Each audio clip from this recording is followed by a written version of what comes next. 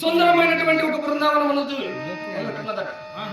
అయినా అందున మదియ మలంది యొక్క వసుదేవునికి నిజనమై భల్లిదలై గొల్ల పిల్లవాడిని ఎదుట ప్రబలం పగుచు గొర్రెల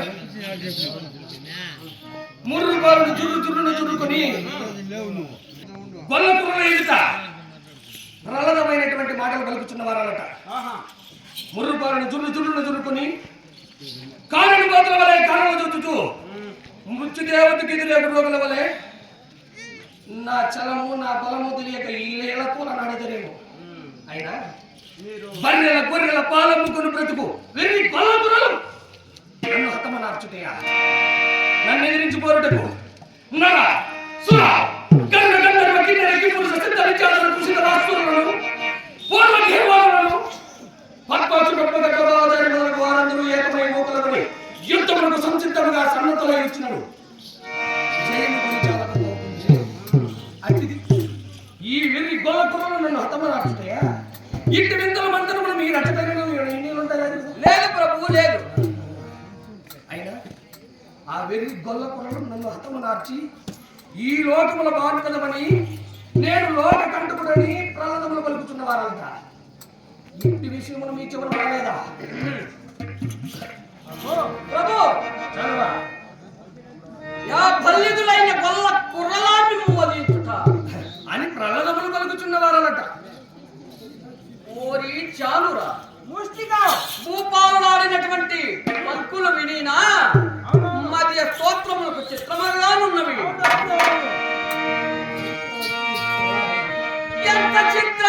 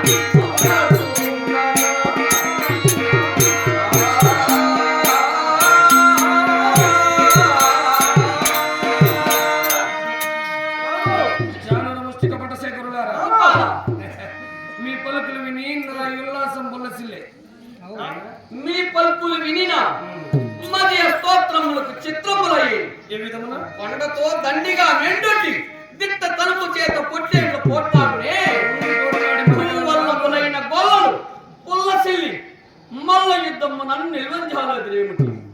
పట్టుతరంబుగా కుటిలకు రామకృష్ణుడు మీ మీదికే భీమ సంగ్రామముకు నేమంబ మాని మీ మీదికే దించుట నిక్కవమే నొక్క గడియలు యా ఎడవన్ హేరి బుడత కళ్ళలపై పడి పుడిమి గడగడమంటూ నుడుములు చేపించి పిడిదమ్ముగా పుడకపై పడి అఖండ వేదండ దుంట దండోపమానం మత్ పూజాదండ విముక్త గదా గాతము చేత వారి యొక్క గుండెను పిండి పిండిగా చండి గంగని తగ్గడించి చేత దండములు పండుగన్నట్టు ఆ దండధరను ఉండజేస్తున్నాను. ఖండితమ్మకి సర్వనత్సంగా మా కలుసుంటు పాలం మీ పలుకులు విని నా విలాసం పులసిల్లే అయినా సులభోపాయం ధనుర్యాగము కనుక నిజే ఆ గొల్లటి ముక్కలైనటువంటి బలరామకృష్ణుడు నిందు రావించట అటు పిమ్మట మీరు మొల్ల యుద్ధము సలిపి ఘోర సంగ్రామమున వారిని హతమనార్చి మది మొదలు చేయుదురు గాని ఇప్పటికి పని మాని నా ఎప్పటి మన చుప్పు తప్పగా గొప్పగా ఎప్పుడులోనికి ఇప్పుడే తప్పరమన బాయి చతుర్దశి నాటికి కల్పితముగా ధనుర్యాగము గావించుతున్నామని ఆ ధనుర్యాగమునందు మేడిగా మల్ల యుద్ధము జరిగినని పుర ప్రజలకు తెలియపరిచి మల్ల యుద్ధమునకు సంచితులైనట్టు వారికి మనమున ఘనముగా ధైర్యము నింపుడి మొదలైన అలాగే పండు అట్లే మరి ఆప్తమిత్రుండకు అక్రూరుని నా ఆజ్ఞానుసారమున నా